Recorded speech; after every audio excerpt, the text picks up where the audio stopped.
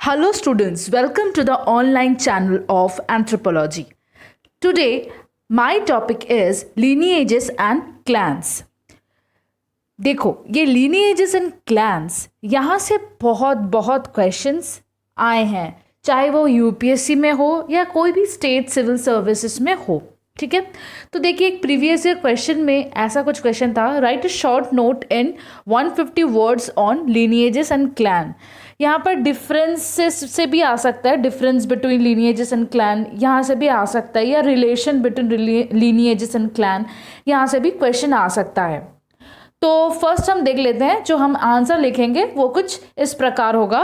Introduction रहेगा पहले, फिर मेन बॉडी रहेगा, फिर कंक्लूजन होगा, जो मैं बार बार करके आप लोगों को बताई हूँ, इससे पहले भी मैंने बताया है.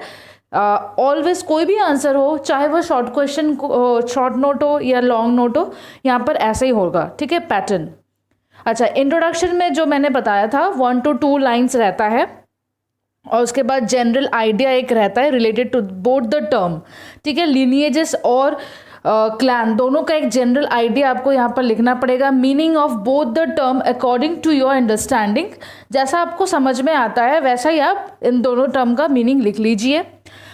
मैंने यहाँ पर जो इंट्रोडक्शन दिया है वो थोड़ा देख लीजिए. Lineages and clan both are the type of unilineal descent group. ठीक है, तो यूनिलीनियल डिसेंट ग्रुप होता क्या है ये देखिए, मैंने नेक्स्ट डेफिनेशन दिया है इसी का. It is also called unisexual descent. Unisexual मतलब कि यहाँ पर फीमेल और मेल लाइन दोनों का, ठीक है, दोनों को कहते हैं unisexual descent. Where kinship is traced through male और फीमेल लाइन, जहाँ पर किनशिप मतलब है रिलेशन. ठीक है, किन्स मतलब होता है रिलेटिव्स. ठीक है, तो रिलेटिव्स या रिलेशन ये कैसे ट्रेस किया जाता है, या तो मेल लाइन से ट्रेस किया जाता है या तो फीमेल लाइन से. बहुतों के मन में क्वेश्चन आ सकता है कि डिसेंट क्या होता है. डिसेंट कुछ भी नहीं होता. डिसेंट जैसे कि आपके ग्रैंडफादर कौन है, ठीक है, आप अपने ग्रैंडफादर से बिलोंग करते हो, तो इसका मतलब आप अपने पैट्रीलिनियल मतलब आपके फादर वाले मेल वाले लिंक से आप अपने डिसेंट को मतलब आपके एंसेस्टर को ट्रेस कर रहे हो. ठीक है, तो इसको कहते हैं डिसेंट. आप किससे, आपका ओरिजिन कहाँ से हुआ है, ठीक है, आपके एंसेस्टर कौन थे. देखिए यहाँ पर मैंने किनशिप का डायग्राम दे दिया है, यहाँ पर आपको समझ में आ जाएगा कि यूनिलीनियल डिसेंट होता क्या है. देखिए लेफ्ट साइड में पैट्रीलिनियल डिसेंट है और राइट साइड में मैट्रीलिनियल डिसेंट है. सबके ऊपर देखिए दिया हुआ है एक ट्राइंगल और सर्कल. ट्राइंगल रिप्रेजेंट करता है मेल को और सर्कल रिप्रेजेंट करता है फीमेल को. ठीक है, तो जब ट्राइंगल रेड कलर का है, इसका मतलब यहाँ पर फादर के लाइन से इनहेरिटेंस दिखाया गया है. ठीक है, फादर के लाइन से जिसको इनहेरिटेंस प्रॉपर्टी राइट्स मिलता है, इसके ऊपर बेस किया गया है. आप अपने फैमिली को एग्जाम मतलब सोचिए, आपको देखना समझ में आ जाएगा. ग्रैंडफादर से सोचिए, ग्रैंडफादर, फिर आपके फादर, फिर आप, ऐसे करके सोचिए, देखना आपको ये समझ में आ जाएगा. और जो देखिए मैट्रीलिनियल है, यहाँ पर मम्मी के तरफ से, माँ के तरफ से इनहेरिटेंस या लॉ ऑफ इनहेरिटेंस समझाया गया है. देखिए यहाँ पर मम्मी की तरफ से जब है, सारे औरतों को ग्रीन कर दिया गया है, सारे औरत के तरफ से ग्रीन हुआ है. देखिए सेकंड स्टेज जो है, यहाँ पर 2 बेटियों को ग्रीन किया गया है. उसके बाद जो उसकी बेटियां हैं, उसके बेटियों की बेटियां हैं या बेटियों के बेटे हैं, उनको ग्रीन किया गया है. पर जो साइड में है मतलब लेफ्ट साइड में है, वहाँ पर देखिए बेटों के बेटियों को ग्रीन किया, रेड किया गया है. ठीक है, तो यहाँ पर से आपको समझ में आएगा कि law according to the law of inheritance property rights से हम डिसेंट को पैट्रीलिनियल है कि मैट्रीलिनियल है, मम्मी की तरफ से है कि पापा की तरफ से है, ये हम तैयार करते हैं. ठीक है, ये गया हमारा यूनिलीनियल डिसेंट. अभी हम आते हैं हमारे मेन बॉडी में. फर्स्ट मेन बॉडी में हमको डेफिनेशन ऑफ लीनिएज लिखना है, उसके बाद डेफिनेशन ऑफ क्लैन लिखना है. तो डेफिनेशन ऑफ लीनिएज में यहाँ पर देखिए क्या लिखा हुआ है, अ यूनिलीनियल ग्रुप, जो मैंने पहले बता दिया unilineal descent of consanguineous kins, मतलब जो ब्लड रिलेटेड किन्स है, who can trace their descent from an actual known common ancestor. consanguineous kins मतलब blood related kins, जैसे कि आप और आपके भाई, आप और आपके बहन, जो कि ट्रेस कर सकते हैं एक अपने डिसेंट को, अपने एंसेस्टर को ट्रेस कर सकते हैं, जो कि कैसे एंसेस्टर होने चाहिए, एक्चुअल नोन कॉमन एंसेस्टर, मतलब कि आप दोनों का कॉमन कोई एंसेस्टर होना चाहिए और जो कि नोन है, आपको पता है कि यही हमारे एंसेस्टर है, यही हमारे परदादा हैं, ठीक है, जिसको आप पिक्चराइज कर सकते हैं, या जो कि एक्चुअली प्रेजेंट था, कभी वो यहाँ पर था, प्रेजेंट था, अभी वो नहीं है, ठीक है, इसको कहते हैं एक्चुअल कॉमन एंसेस्टर। और क्लैन का डेफिनेशन क्या है, a unilineal group that claims but cannot trace their descent from a common known ancestor and neither the ancestor can be demonstrated actually। मतलब कि ये भी एक यूनिलीनियर डिसेंट ही है, पर ये क्लेम करता है, ये बोलता है कि मेरा एक एंसेस्टर है, पर वो ट्रेस नहीं कर सकता, उसने कभी अपने एंसेस्टर को देखा नहीं है, कभी उसकी ना फोटो देखी है, ना उसको प्रॉपरली एक्चुअली पता है कि उसका कोई एंसेस्टर है कि नहीं, ठीक है। तो ये जब वो डेमोन्स्ट्रेट नहीं कर पा रहा है एक्चुअली अपने एंसेस्टर को, तो इसको कहते हैं हम क्लैन, ओके। इसके बाद हमारा आता है features of lineage and clans, ठीक है। इसमें देखिए पॉइंट पॉइंट करके आपको लिखना पड़ेगा। फर्स्ट पॉइंट जाता है बोथ आर नेम्ड, ये दोनों का ही कुछ नाम होता है। Lineages can be the name of a person, ये जो लीनिएज है, जो ग्रुप है, ये एक पर्सन का नेम के हिसाब से हो सकता है, उसके सरनेम के हिसाब से हो सकता है, कोई लेबल हो सकता है, कोई सिंबल हो सकता है, या कोई डेजिग्नेशन भी हो सकता है, ठीक है, कोई पोस्ट भी हो सकता है। Whereas clans can be named after a plant, clans का नाम कभी कोई पर्सन से नहीं भी हो सकता है, कोई प्लांट हो सकता है, कोई एनिमल हो सकता है, या कोई माइथोलॉजिकल कैरेक्टर भी हो सकता है। जैसे फॉर एग्जाम्पल माइथोलॉजिकल कैरेक्टर मतलब कि जो महाभारत में है, जो रामायण में है, जिसका कोई प्रॉपर रिकॉर्ड, रिटन रिकॉर्ड नहीं मिलते हैं, ठीक है, प्रॉपर, जैसे कि कुछ भी पुराण के जो कैरेक्टर है, शिव, गणेश, या ये सब जो मिथोलॉजिकल कैरेक्टर है, जिसका जो हाइपोथेटिकल कैरेक्टर है, ये सब, ठीक है।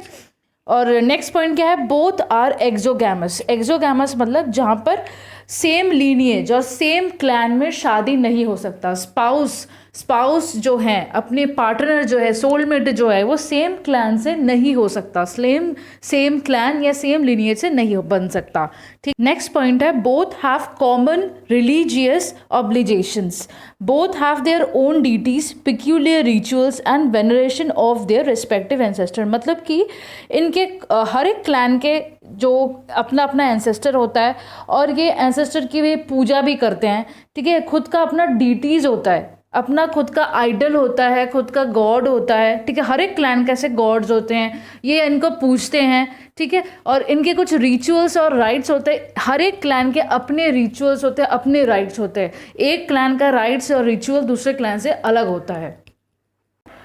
देखिए नेक्स्ट पॉइंट है both acts as a corporate group, इसका मतलब है लीनिएज और क्लैन दोनों ही एक कॉर्पोरेशन के जैसे काम करता है, क्योंकि ये एक सोशल सॉलिडारिटी मेंटेन करता है। सोशल सॉलिडारिटी मतलब एक यूनिटी, ठीक है, एक यूनिटी मेंटेन करता है एक दूसरे के साथ।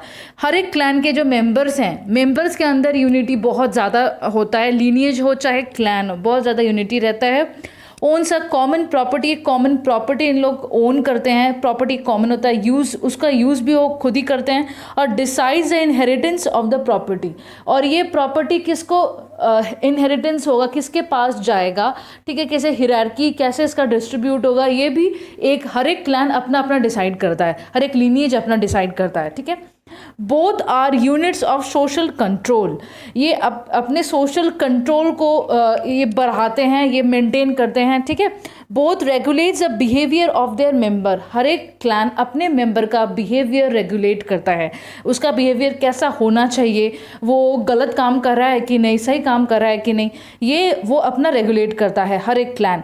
एवरी लीनिएज और clan maintains rules and regulation which are obeyed by its member, हर एक क्लैन के अपने रूल्स होते हैं, अपने रेगुलेशंस होते हैं, जो कि उस क्लैन का जो जितना भी मेंबर है, जितना भी उस क्लैन के सदस्य हैं, सबको पालन इसका करना पड़ता है, ओबे करना पड़ता है। देखिए फिर लिखा है clans account for the conduct of its member, हर एक क्लैन का जो मेंबर है अगर वो गंदा काम करता है, गलत काम करता है, ये भी वो अकाउंटेबल है, वो क्लैन अकाउंटेबल है इसके गलत काम करने का, इसको पनिश करने का, इसका भी अधिकार उस क्लैन के मेंबर्स को ही है या क्लैन के हेड को है। देखिए लास्ट पॉइंट है बोथ आर फ्यूडिंग ग्रुप्स, फ्यूडिंग का मतलब होता है लड़ाई झगड़ा करना, दुश्मनी मोल लेना, ठीक है। तो लीनिएज और क्लैन दोनों ही आपस में लड़ते झगड़ते रहते हैं और कभी कभी एक दूसरे के साथ बहुत अच्छा व्यवहार भी करते हैं, ठीक है। लीनिएजेस विद इन अ क्लैन, एक क्लैन में जितने भी लीनिएजेस होते हैं, बहुत सारे लीनिएजेस एक क्लैन में होते हैं, तो एक लीनिएज क्या करता है, दूसरे लीनिएज से झगड़ा मोल लेता है।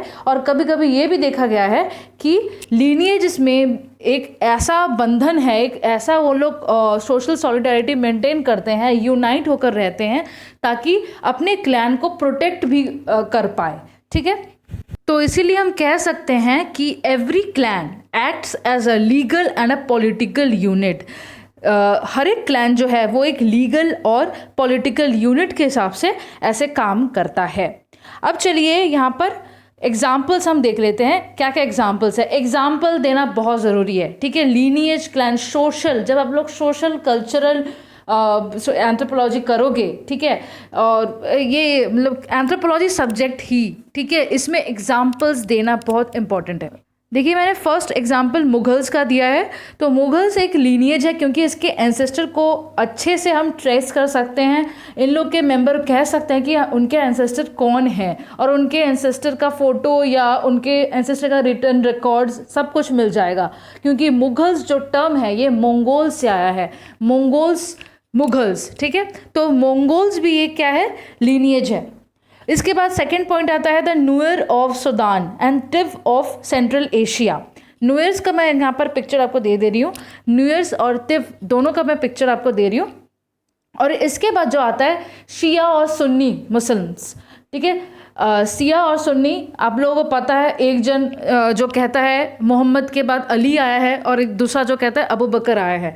तो ये दोनों का क्या है, एंसेस्टर, ये भी अपना एंसेस्टर आराम से ये खोज सकते हैं, तो ये भी एक लीनिएज के हिसाब में पड़ गया। अब देख लेते हैं क्लैन के एग्जाम्पल्स। क्लैन के एग्जाम्पल्स देखिए, फर्स्ट मैंने दिया है Kujur, Hembrom etcetera are the clans among Santhal tribe in India. जो सांथाली ट्राइब है, सांथाल ट्राइब है, यहाँ पर आपने देखा होगा कुजूर, हेम्ब्रोम ऐसे सरनेम्स होते हैं, ठीक है। ये कुजूर, हेम्ब्रोम ये सब क्या है, कुछ ऑब्जेक्ट्स, जैसे कुजूर डेट पता है, वो खजूर से कुजूर आया है, ऐसे कुछ हेम्ब्रोम भी ऐसा ही कुछ चीज़ से आया होगा। तो ये सब क्या है, ऑब्जेक्ट जो इन लोग मानते हैं कि यहाँ से इन लोग ओरिजिनेट हुए हैं, तो ये इनके एंसेस्टर्स हैं। जैसे मैंने बोला था कि क्लैन में कोई प्लांट, कोई ऑब्जेक्ट या कुछ भी ऐसे मिथोलॉजिकल कैरेक्टर हो सकते हैं। जैसे कि सेकंड में देखिए सूर्यवंशी, कश्यप, रघुवंशी, ये सब क्या है, क्लैन से अमंग्स्ट हिंदू, राजपूत्स में आपको दिखेंगे ऐसे क्लैंस। ये सब क्या कहते हैं कि ये ओरिजिनेट हुए हैं, ये आए हैं किससे, सोलर डायनेस्टी से, मतलब सन गॉड से इनकी उत्पत्ति हुई है, ठीक है। एंसेस्टर क्या है, सन गॉड को ये मानते हैं, तो ये सन की पूजा भी करते हैं, सन के टैटूज लगाते हैं, आपने देखा होगा सन इनके फ्लैग में रहता है। तो ये भी क्या है, क्लैन है। तो हम अपने लास्ट टॉपिक पे चलते हैं, वो है conclusion.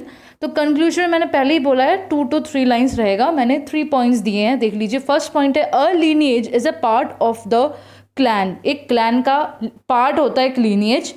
2 or more lineages together constitute a clan। तो 2 और 2 से ज़्यादा लीनिएज क्या बनाता है, एक क्लैन को बनाता है। Lineages are not always integral parts of the clan, just as clans are not always the composites of the lineage। पर कभी कभी ऐसा भी देखा गया है कि क्लैंस एकदम इंडिपेंडेंट रहते हैं लीनिएज से, लीनिएज क्लैन को नहीं बनाता है या क्लैन भी लीनिएज को नहीं बनाता है, ठीक है। Though there lies a few difference between them, both performs some common functions in society. कुछ डिफरेंस ज़रूर है लीनिएज और क्लैंस में, जैसे कि लीनिएज बहुत छोटा है और क्लैन बहुत ज़्यादा बड़ा है। एक क्लैन में बहुत सारे लीनिएज आ जाते हैं पर लीनिएज में क्लैन नहीं आता है। तो इसका मतलब आपको समझ में ही आ रहा है, लीनिएज बहुत छोटा है और क्लैन बहुत बड़ा है। क्लैन क्या हो सकता है, कोई ऑब्जेक्ट हो सकता है, पर लीनिएज क्या होता है, कोई ऑब्जेक्ट नहीं होता है, एक पर्सन होता है जो कि आपके एंसेस्टर होते हैं, ठीक है। तो कंक्लूजन यहाँ पर मेरा ख़त्म हो जाता है। तो दोस्तों यहाँ पर हमारा ये वीडियो ख़त्म होता है।